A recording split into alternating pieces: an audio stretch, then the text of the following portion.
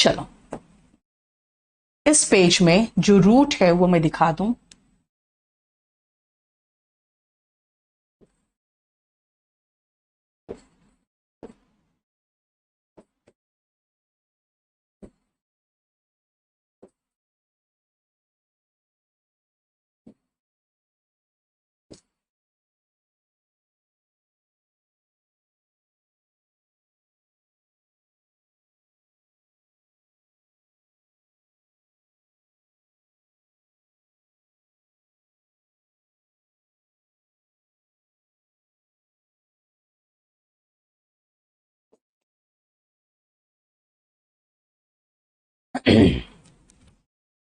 Super seed and supercilious. बेटा super का मतलब सुपर, सुपर का मतलब सुपर, सुपर सीड भाई जो आपका जजमेंट है हाई कोर्ट का, वो जजमेंट के ऊपर सुप्रीम कोर्ट जजमेंट दे दे तो सुप्रीम कोर्ट का जजमेंट सुपर हो जाता है हाई कोर्ट के जजमेंट से, वो सुपर सीड कर जाता है। सुपर सीड मतलब होता है कि उसके ऊपर आके, सुपर मतलब उसके ऊपर है ना, वो है तो ये खत्म। इसका मतलब देखो क्या है, to repeal and take its place. Repeal का मतलब है निरस्त करना, खत्म करना, निरस्त करके उसकी जगह लेना इज सुपरसीड, निरस्त करके उसकी जगह लेना सुपरसीड। ठीक है, नेक्स्ट आओ सुपरसीलियस। भाई अपने आप को सुपर समझ रही हूं मैं तो कहोगे मैम सुपरसीलियस हो गई है, अगर मैं अपने आप को सुपर समझूं तो आप कहोगे मैम सुपरसीलियस हो गई है, मतलब घमंडी हो गई है। Synonym on high horse. देखते हो जरा इन लड़कों को जब घोड़े पे सवार होता है ना, तो उसके बाद तो ये पति परमेश्वर बन जाते हैं। They are then on high horse. High horse मतलब घमंडी हो जाते हैं। देखो on high horse, haughty, arrogant, conceited, vain, ये सब सिनोनिम है घमंडी का। क्लियर? देखो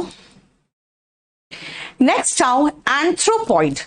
एंथ्रो का मतलब मानव, पॉइड मतलब पैर। बेटा पोडियम जैसे देखते हैं ना क्लास में पोडियम रहता है, पोडियम में हम खड़ा हो सकते हैं, सिर्फ बैठ नहीं सकते। ठीक है, यानी पॉइड मतलब पैर। एंथ्रोपॉइड मतलब मानव की तरह पैर, जैसे मैं खड़ी हूं दो पैरों पे वैसे। इसीलिए एंथ्रोपॉइड में जो हायर प्राइमेट्स होते हैं ना, चिंपैंजी, एप्स, मंकीज, वो आते हैं जो अपने पैरों पे, दो पैरों पे खड़े हो सकते हैं क्योंकि मानव की तरह उनके पैर होते हैं। One of the higher primates, वन मानुष, चिंपैंजी, बंदर, ये सब। हाँ लड़के तो हाई हॉर्स में जैसे बैठते हैं बेटा, उसके बाद तो एकदम घमंडी, एकदम इगोइस्ट नहीं बेटा, इगोइस्ट तो सेल्फिश होता है। एंथ्रोपोलॉजी का मतलब क्या है? एंथ्रोपो का मतलब कहा मैंने मानव, एंड लॉजी मतलब study, study of human beings. तरह तरह के ह्यूमन बींग्स पढ़ते हैं हम लोग, कैसे ओरिजिन हुआ एंड डिफरेंट टाइप से ह्यूमन बींग्स को, the science of human beings. Next आओ एम्बी डेक्स्टरस। एम्बी डेक्स्टरस नहीं बोलना, एम्बी डेक्स्ट्रस बोलना, TROUS। डेक्स्टरस होता है तो TEROUS होता है। एम्बी मतलब बोथ, डेक्स्ट्रस मतलब निपुण। एम्बी डेक्स्ट्रस जो दोनों हाथों से निपुण, जो दोनों हाथों से लिख ले वो आते हैं एम्बी डेक्स्ट्रस में। ठीक है, अब आओ, मैंने कहा आपको नेक्स्ट वर्ड जो मेरा था वो था एम्बी। जहां पर भी एम्बी दिखे समझ जाओ बोथ है। ठीक है,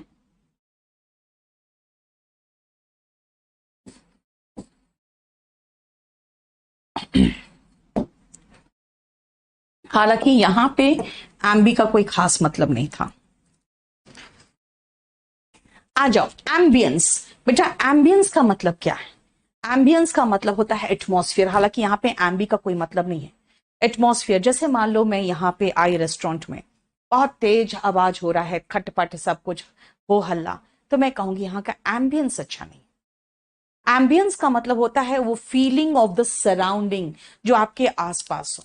देखो लिखा है अ फीलिंग और mood associated with a particular place, person और थिंग, जो कि वहां का एटमॉस्फेयर है। एम्बिगुअस, मैंने कहा था एम्बी का मतलब दो, एम्बिगुअस होता है दो अर्थों वाला, यानी जिसका आप दो मीनिंग निकाल सकते हो, वो एम्बिगुअस है।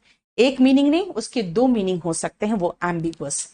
ठीक है, यानी अगर आप कोई ऐसा स्टेटमेंट दिए, जैसे हमारे जो ये है, जो पॉलिटिशियंस है, वो कभी कभी ऐसा स्टेटमेंट दे देते हैं कि उसमें पूरा हल्ला हो, हल्ला मच जाता है, फिर वो कहते हैं कि नहीं नहीं, मेरा ये मतलब नहीं था। भाई तुम्हारा ये मतलब नहीं था, क्योंकि इसका मतलब तो कुछ और निकल गया। इसका मतलब आपका स्टेटमेंट एम्बिगुअस था। एम्बिगुअस का मतलब होता है having more than one possible meaning, जिसको कहते हैं वेग, अनक्लियर। क्लैरिटी नहीं है, तभी तो हो हल्ला मच गया। और वेल का मतलब फीलिंग होता है। एम्बीवेलेंट का मतलब होता है आपके पास, जैसे स्कूल छोड़ते हो, खुशी भी लगती है, अरे अब कॉलेज जाएंगे, और दुख भी होता है, यार बचपन के सारे दोस्त मेरे बिछड़ रहे हैं। बेटा आप सिर्फ वॉल्यूम 1 और क्लास नोट्स कर लो वोकैब में, और कुछ करने की जरूरत नहीं। यानी दो तरह के ऑपोजिट जो फीलिंग्स होते हैं, वो एम्बीवेलेंट होते हैं। तब आप क्या कहते हो, आई एम फीलिंग एम्बीवेलेंट, यानी खुशी भी हो रहा है, दुख भी हो रहा है ना। दो तरह के एकदम मिक्स्ड फीलिंग्स और ऑपोजिट फीलिंग्स, हैविंग और शोइंग वेरी डिफरेंट फीलिंग्स, जैसे love and hate. Love and hatred होना चाहिए, हेट्रेड, जैसे love and hatred about someone और something at the same time. Equidistant क्या है?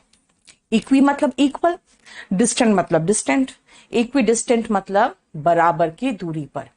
जैसे इंस्टीट्यूट आपके और मेरे घर से इक्वी डिस्टेंट है, इसका मतलब है कि जितना दूर तुम हो उतना दूर ही मेरा भी घर है। ठीक है, नेक्स्ट आओ, इक्वानिमिटी। बेटा इक्वानिमिटी क्या है, देखो ध्यान से। Evenness of mind. Evenness of mind का मतलब होता है कि कभी बहुत ज्यादा प्रॉब्लम आ गया, बहुत ज्यादा ऐसा कि मन कर रहा है कि एकदम जल्दी से हड़बड़ हड़बड़ करूं मैं और परेशान हो जाऊं। लेकिन देखते हो बहुत बड़े बड़े लोग, जैसे कि बुश का मैंने एग्जांपल दिया था, जैसे मैं ट्विन टावर पे हमला हुआ था, वो किसी स्कूल में थे, बहुत ही आराम से बात करके उसे कान में बता दिया गया था, उसके बाद वो निकले, उसके बाद वो भागे। इसका मतलब है कि उन्होंने वो परेशानी चेहरे पे आने नहीं दी। इक्वानिमिटी वही चीज होता है, evenness of mind even at the time when you are in problem. देखो, धैर्य, calm emotions when dealing with problems और प्रेशर। ठीक है, नेक्स्ट में आओ, सब में आपको दिखेगा इक्वी वर्ड, और अब मैं इसमें रूट लिख दूं। सब में इक्वी तो दिख रहा है,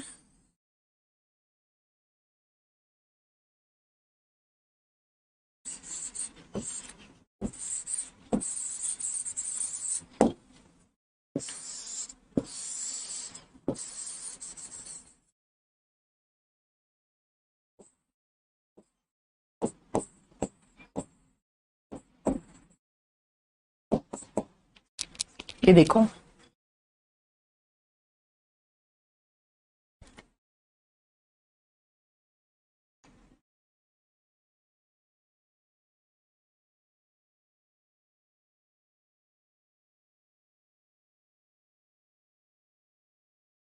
हो गया।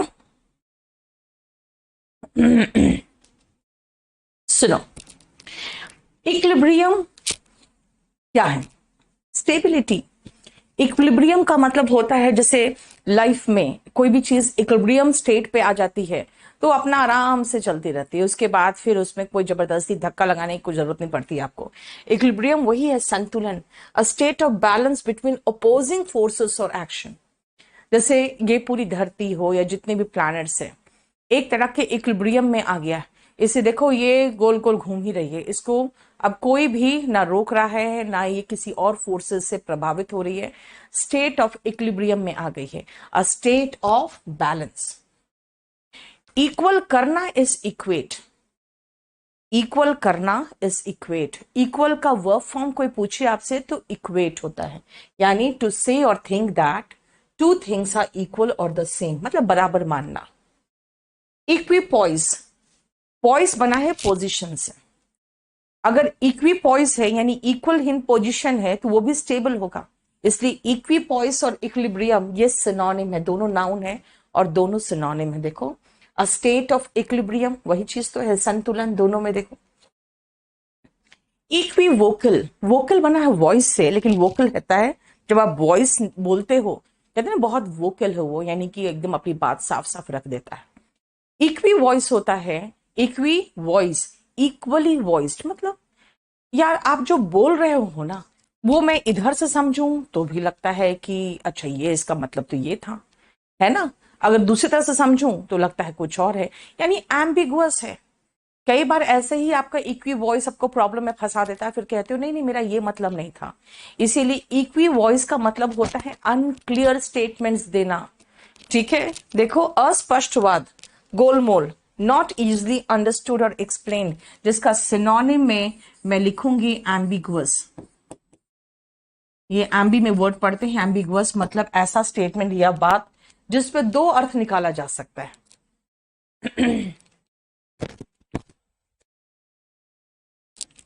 दिनेश ऑफ कोर्स वो क्या अगर करा रहे हैं तो याद करना ही होगा आपको, ये कोई नई बात तो नहीं है। अब आओ यूनिवोकल, यूनिवोकल भाई मैं कहूंगी देखो इक्वी वोकल रहोगे ना तो आप फंसोगे हमेशा। यूनिवोकल रहो, जो बोल रहे हो उसका एक मीनिंग होना चाहिए। यूनिवोकल का मतलब जो बोल रहे हो ना उसका एक मीनिंग होना चाहिए, यानी हैविंग वन मीनिंग ओनली। देखो यूनिवोकल, एक अर्थ वाला बात, ठीक है, बताओ कोई प्रॉब्लम।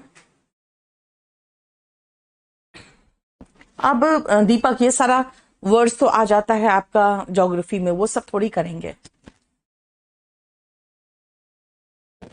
आदित्य इसमें वॉल्यूम 2 आपको हेल्प करेगा रीडिंग कॉम्प्रिहेंशन और फिलिंग द ब्लैंक्स वगैरह में। ठीक है, एंटोनिम, यूनिवोकल का एंटोनिम, इसका एंटोनिम एम्बिगुअस होगा और यूनिवोकल इसका एंटोनिम होगा। ये सिनोनिम हो गया एम्बिगुअस का, तो एम्बिगुअस का एंटोनिम यूनिवोकल हो गया। ठीक है, चलो अब आते हैं पहले तो यूनिक, क्योंकि यूनी से बताया मैंने आपको, और फेबल पैराबल। अब हम बहुत सारे ऐसे वर्ड्स पे आएंगे जो हम कहानी यानी लिटरेचर से देखते हैं। ठीक है, चलो यूनिक, यूनी मतलब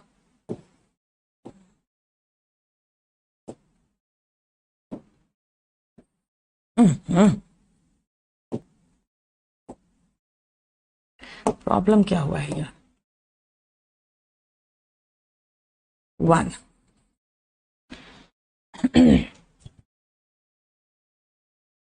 शिवम अभी नेक्स्ट चैप्टर की बात मत करो, क्योंकि अभी आपको हम बहुत कुछ कराना है अभी। ठीक है, 14 समझा दो। इक्विवोकल मैंने कहा जब आप के बातें अलग अलग मीनिंग है, इक्विवोकल मतलब हो जाता है इक्वी वॉइस।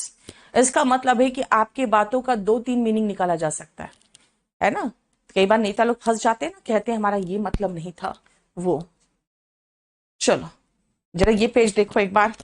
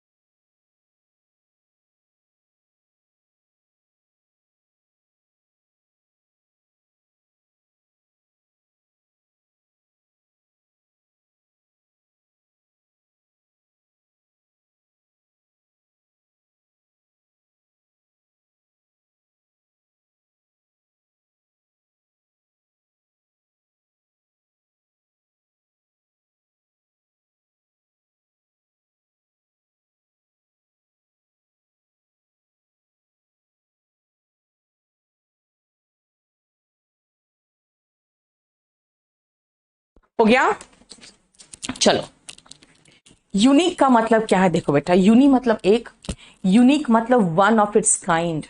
अपने जैसा सिर्फ एक, वन ऑफ इट्स काइंड मतलब अपने जैसा सिर्फ एक, यूनिक। अब आते हैं फेबल, पैराबल, रेटोरिक, एच इसमें साइलेंट है, एंड हैरिंग। ये आपको लिटरेचर में पढ़ते हैं, सुनो ध्यान से। फेबल का मतलब क्या होता है और वो पैराबल से कैसे डिफरेंट है? बेटा फेबल एंड पैराबल दोनों का मतलब है नैतिक कहानी, मॉरल स्टोरी। लेकिन फेबल में आप देखोगे जैसे कछुआ खरगोश की कहानी है ना, बंदर और घड़ियाल की कहानी, तो इसमें जो मेन कैरेक्टर्स होंगे ना, वो मेन कैरेक्टर्स होंगे एनिमल्स। ठीक है, मेन कैरेक्टर्स एनिमल्स होते हैं, वो फेबल इसीलिए कहते हैं कि moral story with animal characters. लेकिन ऐसे ही कहानी हो और जो मॉरल स्टोरी हो, लेकिन बहुत सारे ऐसे कहानी होते हैं, बहुत सारे देखोगे गरीब ब्राह्मण की कहानी है ना, तो ये सब चीजें जो कहानी होती है जिसमें एनिमल्स मेन पात्र नहीं होते, उनको हम पैराबल कहते हैं। A short story that teachers moral और स्पिरिचुअल लेसन। शॉर्ट स्टोरीज मतलब with moral stories, moral stories with animal characters, and moral stories बस खाली मॉरल स्टोरीज, एनिमल कैरेक्टर के साथ नहीं, वो पैराबल होंगे। रेटोरिक जब रेटोरिक की बात करोगे आप तो देखो ये एक तरह का स्पीच है। कई बार ऐसा होता है कि हमारे नेतागण स्पीच देते हैं और हमें ऐसा महसूस होता है यार ये तो बिल्कुल जो बोल रहा है बहुत अच्छा लग रहा है सुन के, ऐसा ही होना चाहिए और ये ईमानदारी से शायद बोल रहा होगा, तो अगर ईमानदारी है तो ये हमारा भला करेगा। लेकिन ऐसे लोग हैं ना, लैंग्वेज इनका रहता है ऐसा कि लोगों को इन्फ्लुएंस तो कर देता है, लेकिन वो खुद भी जानता है कि मैं इतना तो नहीं कर सकता।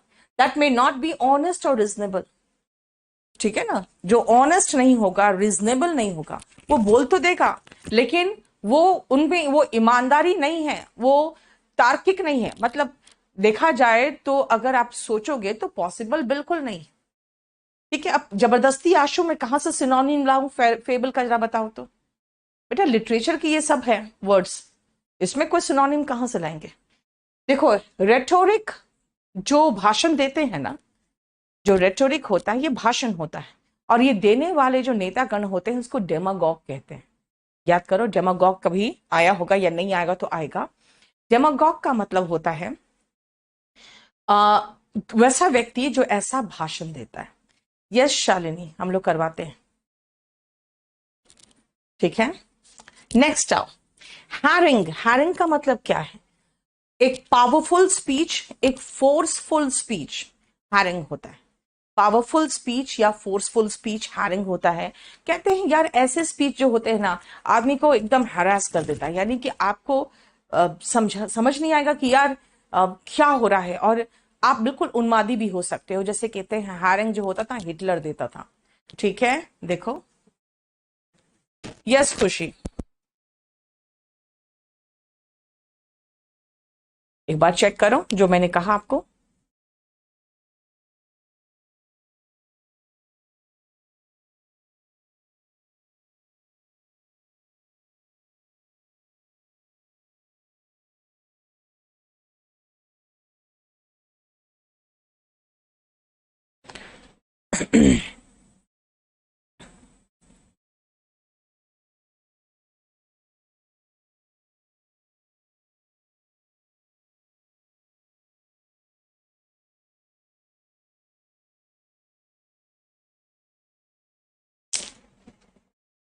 चलो नेक्स्ट आओ।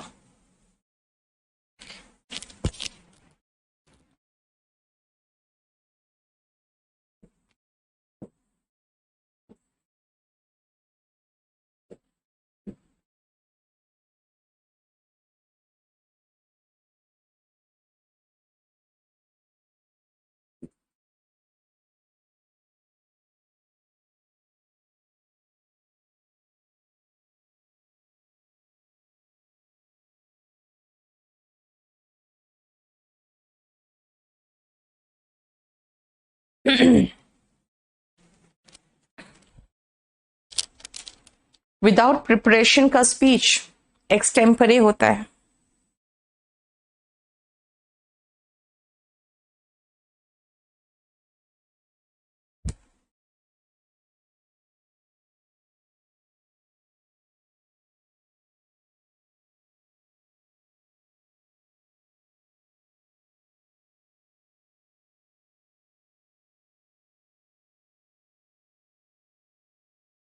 नेक्स्ट देखो, एपोजी क्या होता है? हाईएस्ट पीक, सबसे ऊपर, समिट, ठीक है ना, जिसको आप कहोगे एकदम कंप्लीट सुप्रीम, जिसको सबसे ऊपर टॉप में। पिनाकल, हमें नाउन चाहिए। एक्मी, पिनाकल, जेनिथ और समिट। एपोजी का सिनोनिम है एक्मी, पिनाकल, जेनिथ और समिट। अगर एंटोनिम पूछोगे तो एंटोनिम इसका नाडिल हो जाएगा, जिसको कहते हैं लोएस्ट पॉइंट, एकदम निचला पॉइंट हो गया नाडिर। ठीक है। एम्बल, बेटा एम्बल का मतलब होता है टहलना।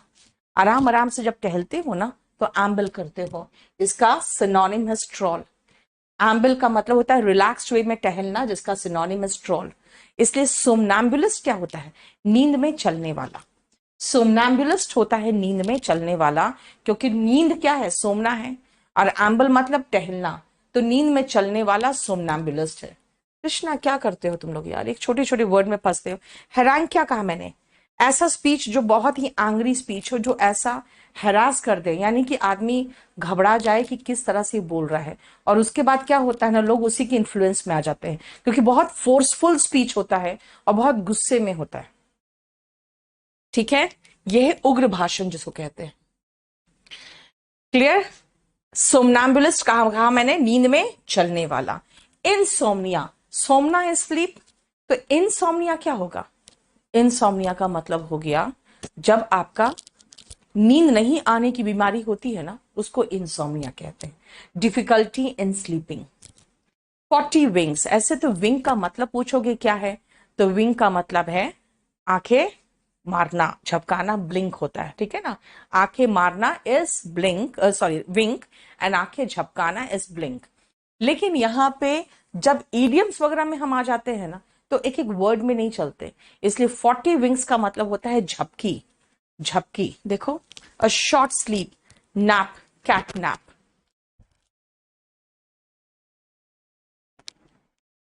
ठीक है। सोमनोलेंट भी सोमना से बना हुआ है, स्लीप से। सोमनोलेंट मतलब feeling sleepy, he is somnolent, यानी he is feeling sleepy.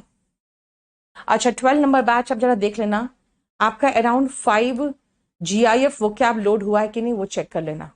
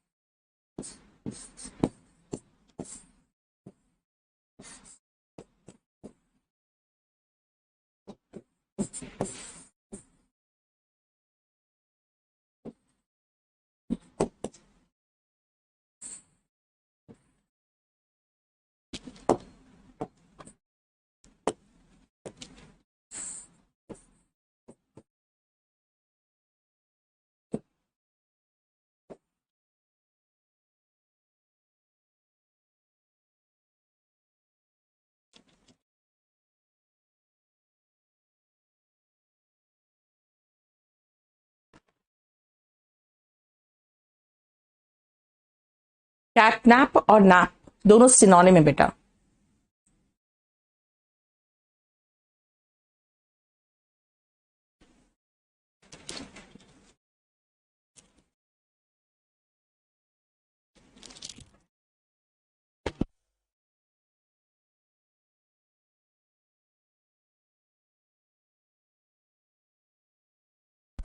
Next आओ देखो, एम्बुलेंस। बेटा एम्बुलेंस जानते हो ना, वही तो है जो गाड़ी चलती है एक हॉस्पिटल से या घर से दूसरे हॉस्पिटल या हॉस्पिटल तक मरीजों को पहुंचाती है, तो एम्बुलेंस है, क्योंकि वो गाड़ी का काम ही है इधर से उधर मूव करना।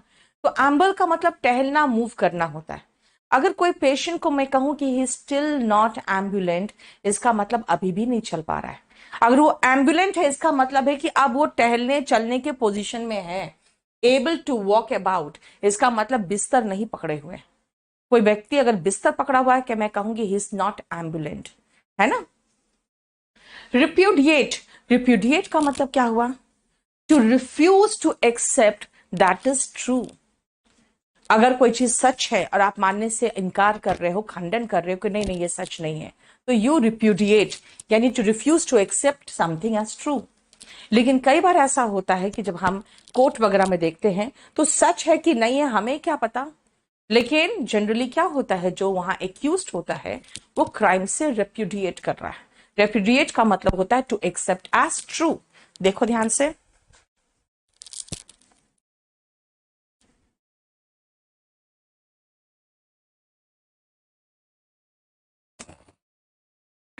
ठीक है।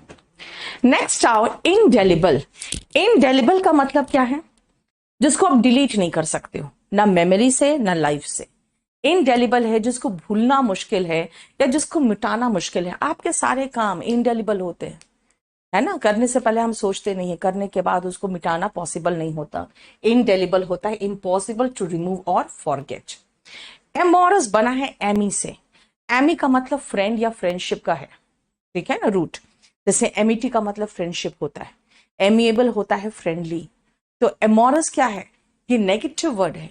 आप फ्रेंडशिप दिखा रहे हो किसी के प्रति, लेकिन आपका सेक्सुअल अट्रैक्शन हो रहा है, आपका इरादा गलत है, तब हम कहेंगे he is amorous in behaviour, है ना।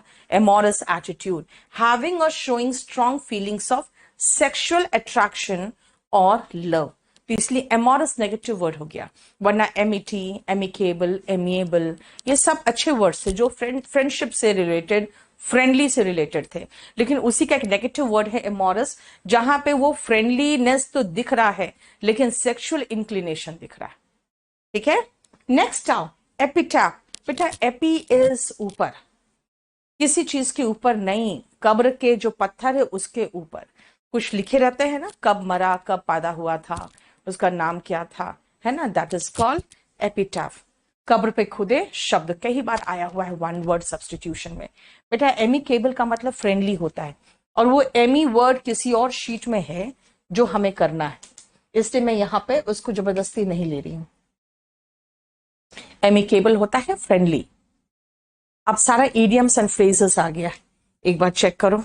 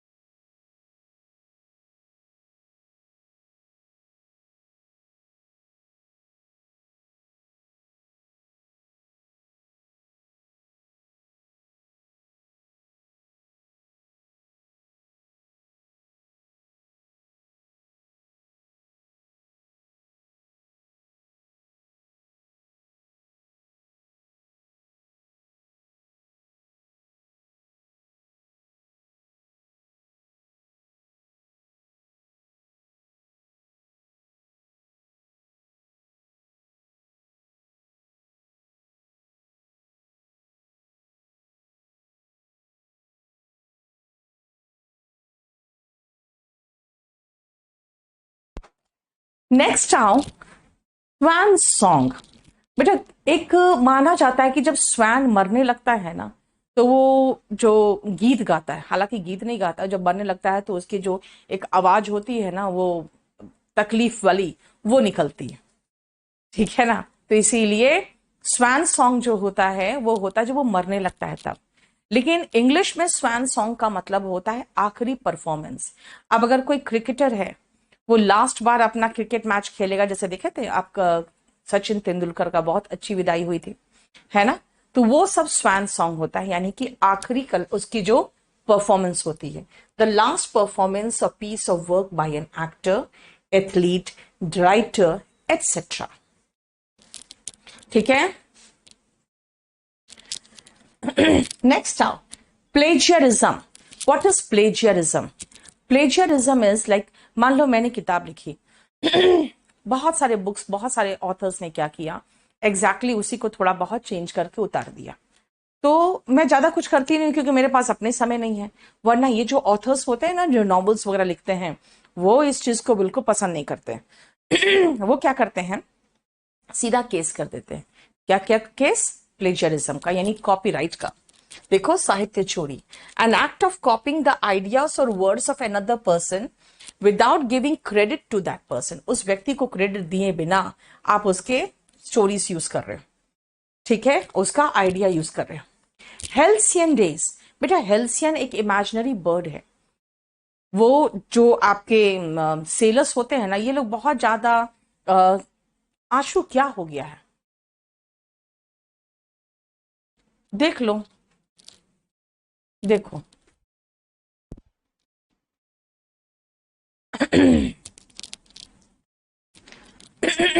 सुनो, हेल्सियन डेज क्या होता है, ध्यान से देखो। अभी रुको, पहले मुझे खत्म कराने दो, फिर नेक्स्ट पेज में आपको देखने का समय दे दूंगी मैं। हेल्सियन एक तरह का इमेजिनरी बर्ड है जो सी में माना जाता है। सेलर्स मानते हैं कि हेल्सियन अंडा जब देती है तो वो जो सी वाटर होता है उसी के ऊपर दे देती है।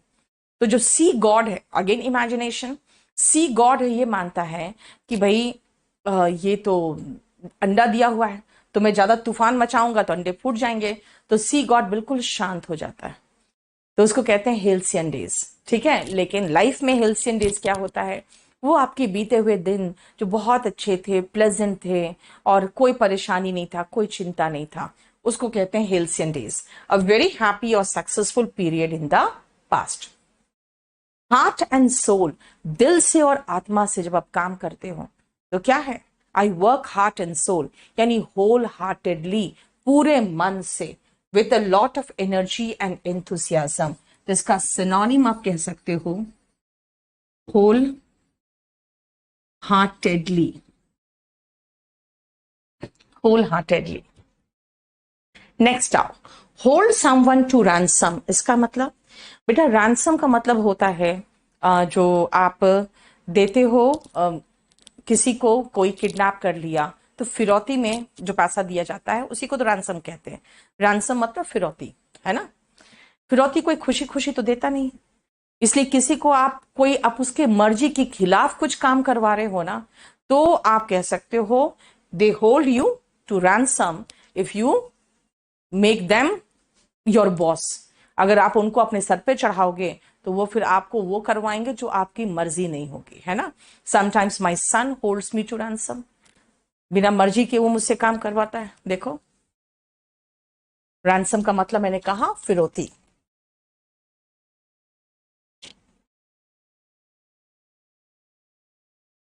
चलो देख लो।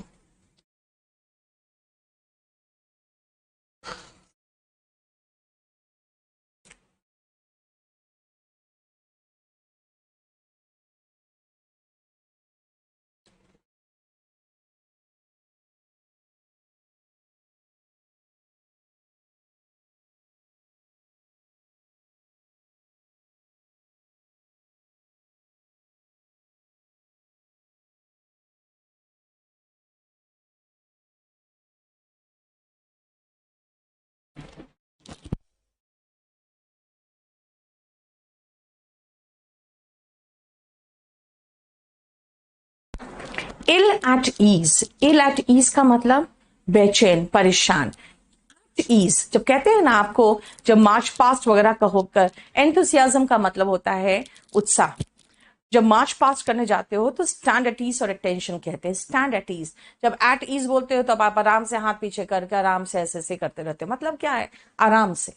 लेकिन इल, बीमार, तो इल एट ईज का मतलब अनकंफर्टेबल, है ना। सेम सिनोनिम है fish out of water. Fish out of water का मतलब पानी को अगर मछली को अगर पानी से बाहर निकाल दे तो कैसा फील करेगा वो? अनकंफर्टेबल। सेम हो गया इलाटीज और fish out of water.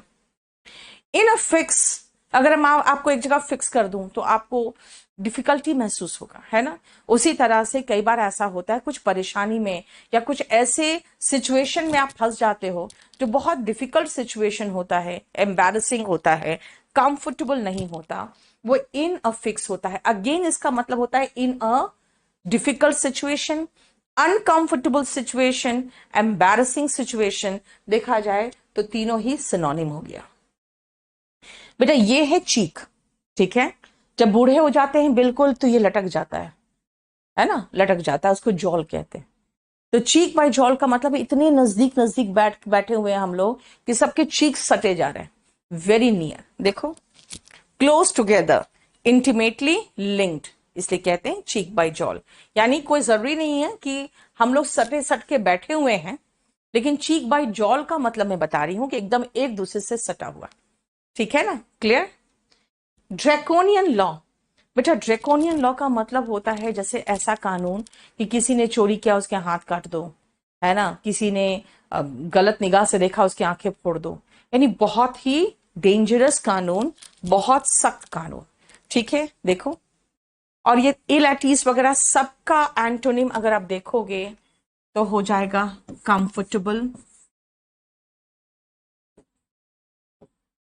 Antonym at home, relaxed,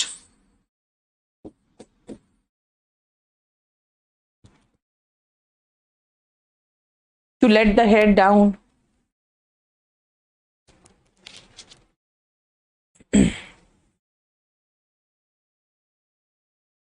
चलो नेक्स्ट आओ।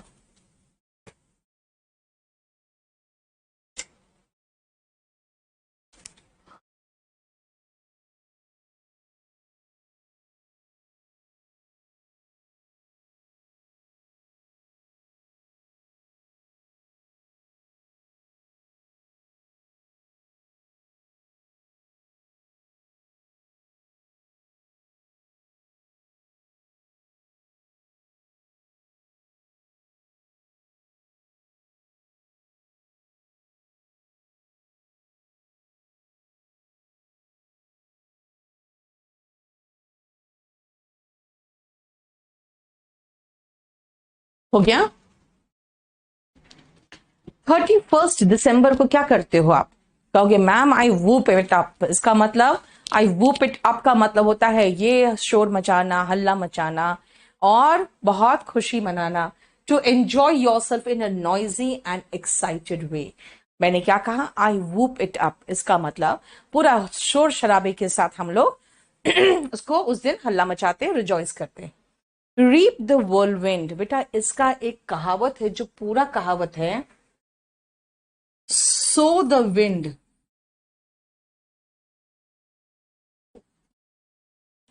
and reap the whirlwind।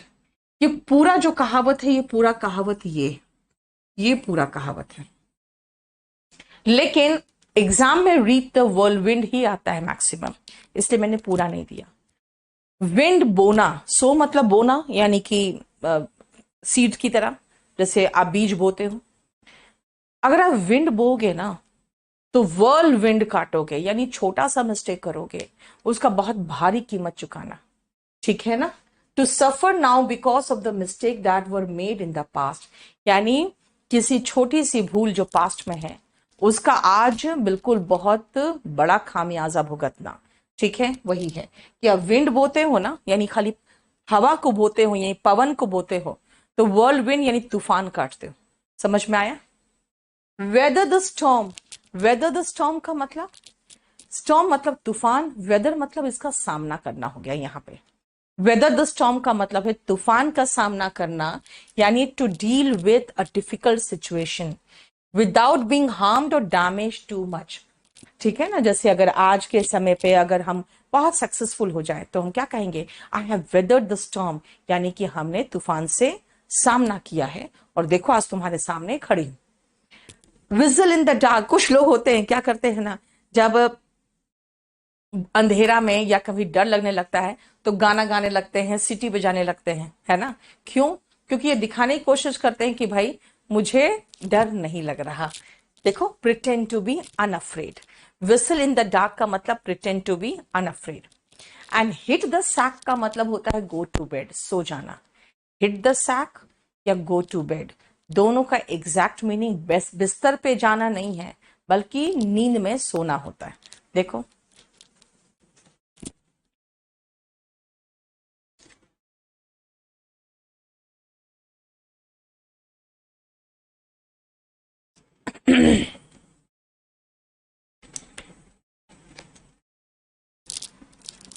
हो गया।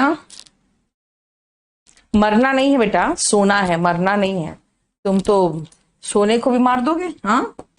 मरना का अलग है। Give up the ghost. Hit, give up the ghost, kick the bucket on the other side of the world, 6 feet under, वो सब है मरने का।